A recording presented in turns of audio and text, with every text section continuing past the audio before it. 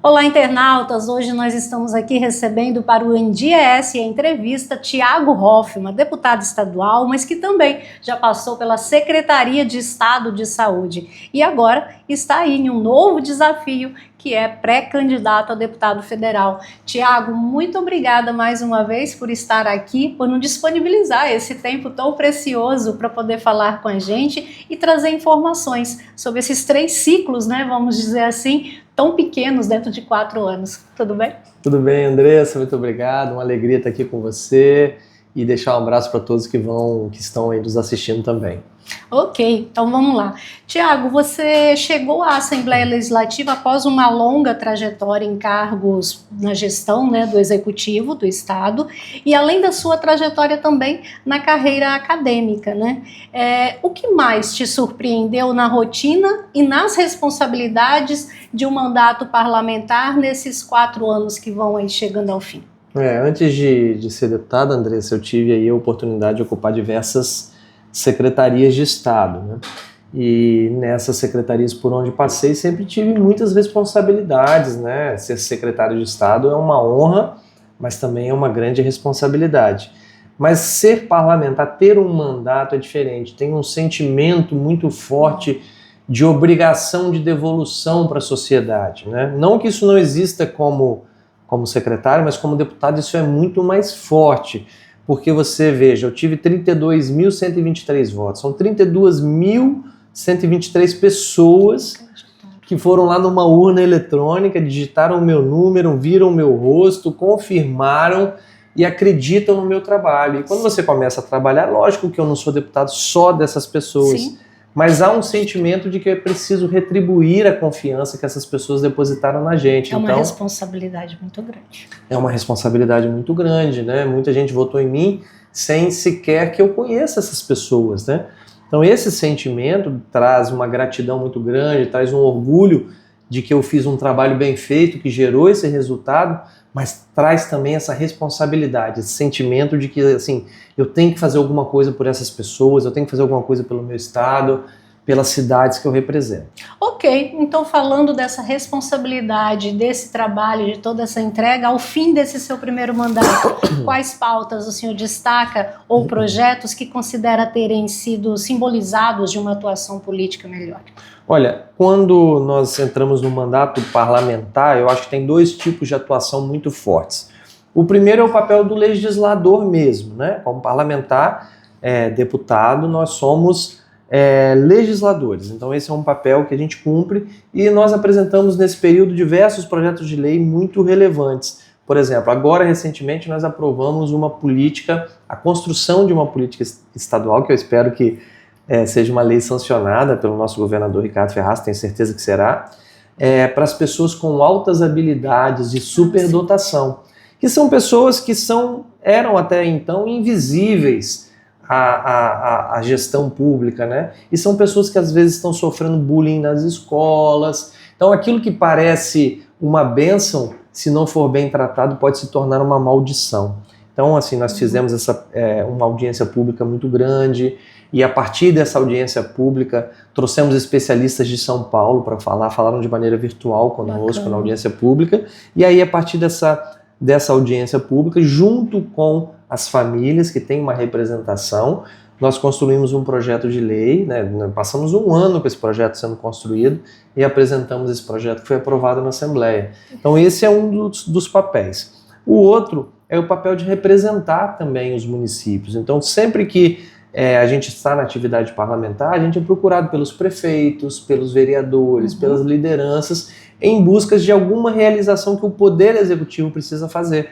Então essa representação eu também considero muito importante, ou seja, o parlamentar ele é uma espécie de intermediário, de interlocutor, ele é uma espécie da voz dessa sociedade que às vezes não consegue chegar ao governador do estado, a um secretário de estado. Então nesse período também nós fizemos muitos trabalhos nessa direção, com a Secretaria de Saúde, de Educação, com o DR, né, que trabalha a parte de estradas, de construções. Então, esse trabalho também foi um trabalho que ocupou muito da nossa atividade no na atividade parlamentar. Um pouco que a gente acompanha, eu percebi que você é um deputado bastante atuante nas causas das pessoas, né? Com especiais, com algum tipo de especialidade de deficiência, vamos dizer assim, como por exemplo a APAE. Você sempre foi um grande parceiro das APAEs, né? Sim. E a gente sempre viu aí movimentos envolvendo, né, essa parte da nossa sociedade que precisa tanto dessa atenção também. Sim, nós cuidamos das APAEs, das pestalozes, das pessoas com deficiências físicas e mentais, né? Sempre trabalhamos essa pauta da educação especial, e mais recentemente também entrou muito forte na minha vida a pauta da saúde, né? Depois nós vamos falar um pouco sobre isso, tenho certeza que você vai me perguntar. Já é a próxima. Sobre isso, então, mas sempre olhando. E eu destaquei isso quando nós aprovamos essa lei das pessoas das altas habilidades, olhar para aquelas pessoas que as políticas públicas ainda não alcançaram ou alcançam ainda de uma maneira ainda não adequada, né? Eu brinco não, né? Desculpa. A gente fala num discurso sempre assim, é a política pública que alcança as pessoas que são invisíveis aos olhos do Estado. Então, um olhar para a APAE, para os direitos da pessoa com deficiência sempre foi muito forte. As pessoas também com paralisia cerebral, e isso pautou a minha atuação como parlamentar e depois também como secretário de saúde. Isso é bacana. Pois é, secretário de saúde, 1 ano e 3 meses nessa pasta, saiu de deputado estadual, foi para a pasta da Secretaria Estadual de Saúde, a SESA. Em 1 ano e 3 meses, deputado, a gente conseguiu perceber grandes avanços, né? Vamos ser bem sinceros, avanços e um atendimento a demandas que eram muito reprimidas. A gente conseguiu perceber que nosso estado foi zerando alguns indicadores que eram negativos e trazendo para indicadores positivos em uma pasta que era bem difícil. E o senhor liderou a SESA aí com um orçamento recorde e tem a sua gestão avaliada como um sucesso. A saúde costuma ser uma das áreas mais cobradas pela população e uma das mais complexas também da administração pública. Qual foi aí o momento mais desafiador do secretário Thiago Hoffmann nessa passagem pela secretaria e como ele foi enfrentado? Nossa, essa pergunta é difícil, porque foram muitos desafios grandes e importantes. Aliás, tudo na Secretaria de Saúde é muito grande, e a principal razão por isso é porque sempre envolve vidas. Mas eu acho que assim, nós tivemos 2 grandes desafios, e eu acho que o que foi o maior de todos, né, foi a crise que nós tivemos aqui em Linhares, no Hospital Rio Doce. Eu acho que esse foi um desafio muito grande, né? Nós fomos surpresados. Nós fomos surpresados da noite para o dia com uma comunicação da antiga diretoria do hospital sobre o fechamento da maternidade. E é bom lembrar que hoje, em função das normas de vigilância, nas normas do Ministério da Saúde, da Anvisa, sobre maternidades, nós praticamente não temos mais nas cidades pequenas maternidades. Não. Que para você sustentar uma maternidade ficou muito caro, pelas exigências dessas normas da Anvisa e do Ministério. Então, em função disso, o Hospital Rio Doce se tornou uma referência em maternidade de alto risco, partos de alto risco, para toda uma região, não é só para Linhares. Sim. Eu acho que isso que é importante a gente falar. São centenas de crianças ali que nascem praticamente todos os dias. E nós nos deparamos com um ofício avisando assim, olha, a partir nas próximas 48 horas, 72 horas, nós vamos fechar a maternidade. E ali nós tivemos que assumir uma responsabilidade muito grande de garantir as escalas médicas, né? Contamos com o apoio dos demais hospitais filantrópicos. Eu quero aqui destacar o papel da Santa Casa de Vitória, o papel do Hospital São José de Colatina, e nós colocamos a nossa equipe para trabalhar. Eu estive pessoalmente 2 vezes no hospital nesse período, mas os meus subsecretários estiveram aqui permanentemente, garantindo assim, e conferindo de próprio punho as escalas e a presença dos médicos para que nós não tivéssemos nenhum fechamento. E eu cheguei a falar, o governo Renato Casagrande e Ricardo Ferraz não fecha hospitais, a gente abre hospitais. Essa foi uma frase que marcou um pouco esse momento, e De fato, né? E de fato aconteceu. E de fato é uma realidade. Nós estamos abrindo hospitais e não fechando hospitais. E não poderíamos deixar um hospital com a história do Hospital Rio Doce, com a importância do Hospital Rio Doce, passar por esse momento. Então, superamos a crise e depois também, em parceria com o Ministério Público, eu quero aqui destacar o papel do Ministério Público nesse momento, que também foi um parceiro. Nós conseguimos fazer uma transição segura da gestão anterior da fundação, que geria o Hospital Rio Doce, para a Santa Casa de Misericórdia, que assumiu o hospital e estabilizou o hospital. Longe de estar perfeito, porque não é do dia para a noite, não é porque uma transição foi feita. Direção saiu e outra assumiu que a coisa muda da noite para o dia. Ali tem um endividamento muito grande, ali existiam vícios antigos naquele hospital, que vão, com o tempo, a Santa Casa vai mudando essa realidade, melhorando a qualidade, melhorando ainda mais a qualidade da assistência do Hospital Rio Doce. É um dos principais desafios dentro desse 1 ano e 3 meses que o Thiago Hoffmann pode ter enfrentado ali dentro? Eu acho que esse foi o maior desafio, né? A crise também da contaminação do Hospital Santa Rita, que é a nossa referência de oncologia da Grande Vitória, foi um momento também que exigiu da gente uma presença e uma atuação rápida e segura tecnicamente, e a gente conseguiu também identificar o que estava acontecendo no Hospital Santa Rita e superar aquele momento também. E o desafio do dia a dia de você tocar uma pasta com um orçamento de quase 6 bilhões de reais, com 10.500 servidores, com 40 unidades ambulatoriais, hospitalares próprios e filantrópicos, enfim, aí tem um desafio de fazer a gestão. A Secretaria de Saúde, por si só, ela é maior do que algumas cidades do Espírito Santo, né? Nós fizemos, ano passado, 173 mil cirurgias eletivas, oferecemos mais de 1 milhão de consultas, mais de 700 mil exames especializados, enfim, teve aí um desafio de fazer essa gestão no dia a dia, não é fácil. Falando em comandar, né, essa pasta tão grande, que sem dúvida nenhuma é uma das maiores estruturas do governo estadual, qual lição de gestão política o senhor leva dessa experiência e acredita que continuará influenciando na sua atuação política? Não tem nenhuma dúvida que tem algumas coisas ali que foram muito importantes. Primeiro delas, que é uma coisa que a gente tem que sempre procurar fazer quando a gente está na gestão, é a gente pensar fora da caixa, né? Pensar fora do quadrado, porque na gestão pública a gente tem ali uma maneira de fazer as coisas sempre do mesmo jeito. Certo. E na Secretaria de Saúde, a gente fazendo as coisas sempre do mesmo jeito, nós já estamos alcançando bons resultados, mas quando a gente mudou um pouquinho o jeito em algumas coisas, os resultados ficaram melhores. Por exemplo, Andressa, eu acho que é bom destacar isso. Nós tínhamos uma cultura de centralização de serviços. Sim. De média e alta complexidade. E nós invertemos essa lógica para uma lógica de descentralização de serviços, de média e alta complexidade. Por exemplo, nós temos 4 regiões de saúde. Sim. Linhares, por exemplo, que é onde nós estamos agora, é um município que pertence à região central de saúde.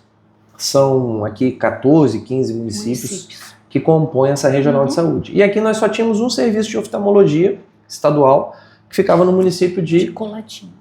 Baixo Guandu. Baixo Guandu, isso. De Baixo Guandu. Então você imagina para um morador de Linhares que precisa fazer uma cirurgia de catarata. Ele ia a Baixo Guandu, faz a consulta e o exame, volta para casa. Aí a cirurgia dele é marcada. Aí ele vai a Baixo Guandu, num outro dia, faz a cirurgia de um dos olhos, volta para casa. Aí ele vai, no outro dia, faz a cirurgia do outro olho, volta para casa, e daí a 2, 3 dias ele vai lá de novo fazer a revisão da cirurgia. E a maioria dessas pessoas, aliás, a maioria não, a totalidade dessas pessoas são pessoas com uma baixa condição financeira. Então são pessoas que dependem, por exemplo, de um transporte da prefeitura. Então esse carro da prefeitura sai de manhã cedo, porque o primeiro paciente é operado logo de manhã cedo e só volta no final da tarde. E essas pessoas muitas vezes não têm sequer uma condição de se alimentar no município onde elas estão. Então eu acho que... E o que nós fizemos? Nós trouxemos a oftalmologia aqui para Linhares. Então, ao invés de termos só em Baixo Guandu, agora nós temos Baixo Guandu, Linhares, e estamos abrindo em Colatina. Então nós já fizemos mais de 6 mil cirurgias aqui em Linhares. Então nós não estamos atendendo só Linhares, porque para Rio Bananal, por exemplo, é muito mais perto vir a Linhares do que ir a Baixo Guandu. Então a gente está... Linhares atende agora para nós uma região, uma micro-região. Baixo Guandu continua atendendo outra micro-região e Colatina vai atender uma outra micro-região. E com isso a gente consegue levar o serviço para mais perto das pessoas. E essa é uma realidade que nós fizemos aqui, fizemos mais ao norte e fizemos mais ao sul também, levando consultas, exames, cirurgias para perto da casa das pessoas. Ou seja, para o senhor então fica essa experiência de aprendizado de descentralizar com certeza os trabalhos, os serviços, as demandas e encontrar, ampliá-los de acordo com aquilo que é possível fazer dentro de cada região onde ele está sendo demandado. Eu acho que aí, Andressa, entra numa coisa que é importante, que eu acho que o gestor público tem que ter sensibilidade e empatia e mesclar a visão técnica com a visão humana. Porque quando a gente pensa só tecnicamente, é muito mais barato para o Estado e faz mais sentido lógico você centralizar. Sim. Só que e o ser humano nisso? E as pessoas? A vida das pessoas. E a vida das pessoas? E uma pessoa que precisa, sem dinheiro, fazer esse deslocamento.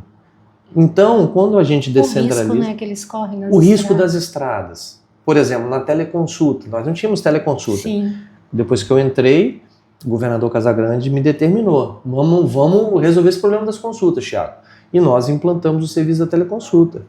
E aí, o serviço da teleconsulta hoje está nos 78 municípios do estado. E nós tiramos quase 100 mil pessoas no ano passado das estradas. Quase 100 mil pessoas deixaram de fazer viagens de centenas de quilômetros, Andressa. Centenas de quilômetros para conseguir esse atendimento. Gera qualidade de vida para as pessoas que estão sendo atendidas, gera tranquilidade para os familiares, gera segurança, gera despesas que deixam de ser, né, para os municípios, para transportar todas essas crianças, para todas essas pessoas, melhor dizendo. Enfim, é uma cadeia que você se resolve com uma única ação que você toma. Com uma única iniciativa. E mais também, você consegue com a teleconsulta, por exemplo, resolver um outro problema, que é trazer mais profissionais de saúde, profissionais médicos, em especialidades que são raras. Sim. Neuropediatria. Nós temos um estado com 4 milhões de habitantes aproximadamente. E nós temos no estado do Espírito Santo cadastrados cerca de 10 a 15 neuropediatras para todo o estado. Se você quiser agora uma consulta particular com um neuropediatra, dificilmente você vai achar ela disponível através do plano de saúde. Você não vai achar. E se você quiser se consultar, você vai pagar aí uma consulta de R$1.000, R$1.200, R$1.500, dependendo do profissional, e você vai conseguir essa consulta, talvez, no fim desse ano. Você vai demorar 5, 6 meses para conseguir. E certos problemas que geram uma necessidade como a neuropediatria não tem tempo para esperar tudo isso. Não tem tempo para esperar tudo isso. Então, quando você faz um modelo com a teleconsulta, o profissional médico que está atendendo, ele pode estar em qualquer parte do Brasil, ou até em qualquer parte do mundo, se ele falar português, Sim. Não tem problema. Nós, por exemplo, simulamos, sempre que a gente ia inaugurar uma sala de teleconsulta no município, a gente fazia uma simulação. Nós encontramos profissionais que estavam na Espanha, profissionais que estavam nos Estados Unidos, em outras partes da Europa, em outras partes do mundo, e profissionais que estavam espalhados por todo o Brasil, de Belo Horizonte, do Rio de Janeiro, de São Paulo, de Santa Catarina, do Recife, Porto Velho, de Porto Velho. Então, assim, a gente encontrou gente do Brasil inteiro que estavam prestando serviço para os capixabas, fazendo um atendimento pela teleconsulta. Bacana. Você começou falando, Thiago, sobre a responsabilidade, né, que gera ser eleito deputado estadual, não só deputado estadual, mas qualquer cargo político que a população te acredita, né, exercer, né, confia em cada pessoa para representá-la. E aí você começou falando sobre a responsabilidade e sobre a sensibilidade. E a gente percebeu que, tanto como deputado estadual, mas foi o que te acompanhou durante a sua trajetória como secretário estadual de saúde, né? Ter a sensibilidade para conseguir enxergar aquilo que é necessário fazer dentro da pasta que estava atuando para resolver necessidades das pessoas que ali precisavam ser atendidas. Isso, muito a saúde ela tem uma urgência, né? As pessoas estão As pessoas que estão doentes, que estão necessitadas de uma consulta, de um exame, têm urgência. Nós abrimos, pelo menos nesse período que eu estive lá, 15 serviços, por exemplo, de colonoscopia e endoscopia, inclusive um aqui em Linhares. Nós abrimos um serviço. Então nós abrimos, no sul do estado nós tínhamos um único serviço que ficava em Cachoeiro de Itapemirim, nós abrimos 5 no sul do estado. Você imagina o que é, Andressa? Eu já fiz exame de colonoscopia, imagino que muita gente que está nos assistindo já fez, não sei se você já fez, mas o preparo do exame de colonoscopia é muito complicado. Agora você imagina você fazer o preparo do exame de colonoscopia e ter que viajar centenas de quilômetros para fazer o exame. É desumano. É desumano. Essa pessoa está desidratada, essa pessoa ela tem que fazer o exame próximo à casa dela. Então lá no sul do estado, por exemplo, nós abrimos 5 serviços diferentes de colonoscopia e endoscopia. A Piacá, Muniz Freire, abrimos um segundo serviço em Cachoeiro de Itapemirim e em outros municípios que a gente foi abrindo, no litoral em Itapemirim, para que nós pudéssemos aproximar esse serviço das pessoas. E sabe quanto isso custou a mais para o Estado? 0. Nós pegamos o mesmo contrato e redistribuímos. A mesma coisa. Então, assim, foi uma questão de criatividade. A mesma coisa com... administrativa. A mesma coisa com a parte da oftalmologia dos óculos. O Estado distribui óculos, né? Nós vamos distribuir esse ano cerca de 80 mil óculos por todo o Estado. E como é que isso acontecia? Vamos imaginar essa região aqui onde nós estamos, aqui em Linhares. A sede da superintendência fica em Colatina. Então a pessoa ia até Baixo Guandu, que eu falei aqui antes, que era a nossa referência da oftalmologia única, né? Então a pessoa ia lá em Baixo Guandu, fazia consulta de exame. Ah, não precisa operar, mas precisa de óculos. Volta para Linhares. Aí tá, então precisa do óculos, pegava a receita do óculos, tinha que ir lá em Colatina. Para quê? Para fazer a prova da armação. Meu Deus. Aí voltava para casa, aí Colatina ia preparar o óculos. Depois voltava em Colatina de novo para buscar o óculos. Agora não, a gente faz 100% das consultas em todos os 78 municípios e fazemos 100% das entregas de óculos no município do cidadão.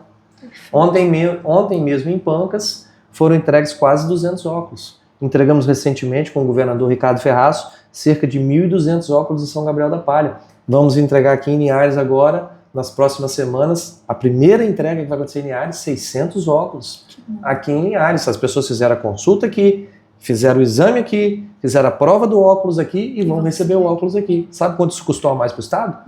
Nada. 0. O mesmo contrato, as mesmas empresas fornecedoras, só que a gente virou para a empresa e falou assim, agora mudou. Ao invés de você ficar só aqui em Colatina, você vai fazer toda a região de forma itinerante. Então, passa 15 dias aqui, passa 15 dias em Baixo Guandu, em São Domingos, em Lindenberg, em Bananal, passa rodando, depois que roda em todos os municípios, vem entregando os óculos. Perfeito. Uma logística que funciona. Funciona muito bem, está funcionando. Bom, caminhando para nossas perguntas finais dessa entrevista, o Thiago Hoffmann sai de deputado estadual, de secretário de saúde, para enfrentar um novo desafio. E esse desafio, depois de ocupar cargos estratégicos no Executivo e passar pela Assembleia e tudo mais. Agora o senhor se apresenta como pré-candidato a deputado federal. Por quê? O senhor entende que este é o momento de buscar uma cadeira na Câmara dos Deputados? Olha, Andressa, primeiro eu quero começar dizendo o seguinte. Eu estou preparado para representar o Espírito Santo em Brasília. Me sinto muito preparado para isso. Por que eu me sinto muito preparado para isso? Porque eu já acumulo uma experiência, né? Eu fui secretário de Estado 5 vezes, em 4 pastas diferentes. Eu fui secretário de governo 2 vezes, fui chefe da Casa Civil, fui secretário de Inovação, Educação Profissional e Desenvolvimento Econômico e agora, por último, secretário de Saúde. Então eu tenho uma boa experiência na gestão pública e sou deputado estadual, então também tenho uma boa experiência no legislativo. Me sinto pronto, preparado para dar esse passo de representar o Espírito Santo em Brasília. Então estou colocando meu nome em primeiro lugar à disposição do partido, né? Nós ainda vamos ter as convenções partidárias, o meu nome precisa ser aprovado nas convenções partidárias e depois, dando tudo certo, eu vou colocar o meu nome à disposição da população do Espírito Santo para representar o nosso povo em Brasília. E por que ir para Brasília? Porque tem algumas batalhas que precisam ser tratadas em Brasília e eu me sinto pronto para elas. Por exemplo, ao passar pela Secretaria de Saúde, Andressa, eu vi a necessidade de nós cobrarmos mais firmemente o governo federal em relação ao financiamento da saúde. No início da primeira gestão Casagrande, em 2011, 70% dos recursos que financiavam a saúde pública do Espírito Santo eram federais e 30% eram estaduais. No ano passado, quando eu terminei meu primeiro e último ano à frente da Secretaria de Saúde, nós fechamos a minha prestação de contas e 73% dos recursos eram estaduais e 27% federais. Houve uma inversão de quem financia a saúde no Brasil. E essa realidade do Espírito Santo é uma realidade de todos os estados brasileiros. E os estados e os municípios estão chegando no limite daquilo que eles podem comportar de financiamento da saúde pública. Então nós precisamos, quem tem esse conhecimento, e modéstia à parte eu tenho esse conhecimento do que está acontecendo na saúde pública, nós precisamos ter presença e cobrar o governo federal que cumpra uma das suas funções na saúde pública brasileira, que é financiá-la. Então, essa é uma das batalhas importantes que nós vamos travar em Brasília. Fora isso, tem a batalha da infraestrutura do Espírito Santo. A reforma tributária traz alguns desafios para o Espírito Santo, dentre eles o desafio de manter e atrair novos investimentos para o Estado. Então, nós precisamos reforçar nossa estrutura portuária, rodoviária, aeroportuária, e eu também conheço essa realidade do Estado, conheço os 78 municípios do Estado, conheço boa parte dos distritos do Estado, conheço as potencialidades da nossa terra, conheço as carências da nossa terra, então eu estou pronto para chegar em Brasília e travar batalhas que são importantes para o nosso Estado e para o nosso povo. Perfeito. A minha última pergunta é exatamente sobre essas batalhas a serem travadas no âmbito nacional, né? O debate nacional ele tem sido marcado por um forte acirramento de discussões políticas. Como o senhor pretende se posicionar nesse cenário e quais temas considera que devem estar no centro da discussão para o Espírito Santo em Brasília? Seria esses que o senhor já apontou ou tem algum outro que o senhor gostaria de nos colocar? Olha, primeiro é dizer que não contem comigo para essa briga insana ideológica que está acontecendo no país. Não Perfeito. Contem comigo. Não contem. Não estou interessado em ser deputado federal para participar de briga que não coloca sequer um prato de arroz e feijão na mesa de nenhum capixaba e de nenhum brasileiro. Nós estamos, infelizmente, no Brasil, a gente se perdeu em uma discussão que não gera desenvolvimento para o nosso país, não gera desenvolvimento para o nosso Estado. Estou interessado em ser deputado federal, quero ser deputado federal para ir para Brasília discutir pautas relevantes para o Estado do Espírito Santo. Falei de duas aqui muito importantes, que é a nossa infraestrutura e a nossa saúde, mas nós temos tem um tema importante também na educação e na qualificação profissional, e a minha passagem pela SECTIDS, né, que é a Secretaria de Inovação, Tecnologia, Formação Profissional e Desenvolvimento Econômico, também me deu, que é conhecer bastante a educação profissional, a educação de nível superior e trabalhar por essa pauta fortemente também da qualificação profissional. A gente precisa ter mão de obra qualificada, pessoas qualificadas de nível técnico e nível superior, para que nós possamos, tendo infraestrutura, gerar empregos de qualidade para o povo capixaba. Então eu estou indo para lá defender os interesses, ou melhor, eu quero ir para Brasília para defender os interesses do nosso povo, defender os interesses do nosso Estado. Não vou participar de debates ideológicos, vou lidar com qualquer um que seja eleito, que o povo brasileiro escolha para ser o presidente da República, mas vou estar sempre colocando à frente os interesses do Espírito Santo. Vai prevalecer aquilo que você caminhou como sentimento, quanto deputado vem caminhando, né, como deputado estadual, esteve como secretário estadual de saúde, e é o que você pretende carregar então para esse mandato, caso seja assim, né, como deputado federal, a sensibilidade do olhar, aquilo que as pessoas necessitam das verdadeiras políticas públicas para que façam não somente elas se desenvolverem, mas também os seus municípios onde elas estão inseridas. Com certeza, nós temos, como eu falei, eu conheço hoje todos os municípios do nosso estado, 100%. Conheço as potencialidades, conheço os municípios com potencial mais agrícola, aqueles com potencial mais industrial, aqueles com potencial maior para o turismo. Conheço essa realidade do Estado, conheço o povo capixaba, esse povo trabalhador, ordeiro, que gosta de trabalhar, então, e eu me insiro nisso, eu gosto de trabalhar, e eu gosto da vida pública. E se eu tiver a oportunidade, se Deus e o povo capixaba me derem essa oportunidade de estar em Brasília, é isso que eu vou levar na minha cabeça e no meu coração. Esse sentimento de gratidão e de necessidade de retribuir toda a generosidade que o povo do Espírito Santo tem comigo. Perfeito. Muito obrigada, deputado, por esse tempo, por todas essas informações passadas para os leitores do NDES, para toda essa região que nos acessa e nos acompanha muito bem todos os dias, mas também todo o estado do Espírito Santo. Deputado, a gente te deseja boa sorte nessa caminhada, nesse novo desafio que pode vir aí pela frente, que você tenha êxito, tenha sucesso, e o NDES estará sempre aqui à disposição para nos conceder novas entrevistas, ok? Muito obrigada, tá? Pode deixar suas considerações finais, fique à vontade. Obrigado, Andressa, obrigado ao NDES, obrigado a todos que leem e que nos assistem. Quero aqui colocar assim, a importância da imprensa, dos veículos de comunicação como o NDES, para que a população capixaba se informe, para que a população capixaba conheça, tenha informações importantes sobre os seus políticos, sobre a sua realidade, me colocar também à inteira disposição para que nós possamos sempre trazer informações atualizadas para as pessoas e dizer que a gente está aí trabalhando pelo povo capixaba e que a gente quer continuar trabalhando pelo povo capixaba. E quanto a informações de qualidade, principalmente nesse período, né, deputado, que é todo ano eleitoral e ainda mais quando é eleição a nível nacional, né, nessa proporção, a quantidade de informações falsas que muitas pessoas acabam colocando nas redes sociais, propagam de forma indevida e muitos acabam levando como verdade. Então, o papel da imprensa,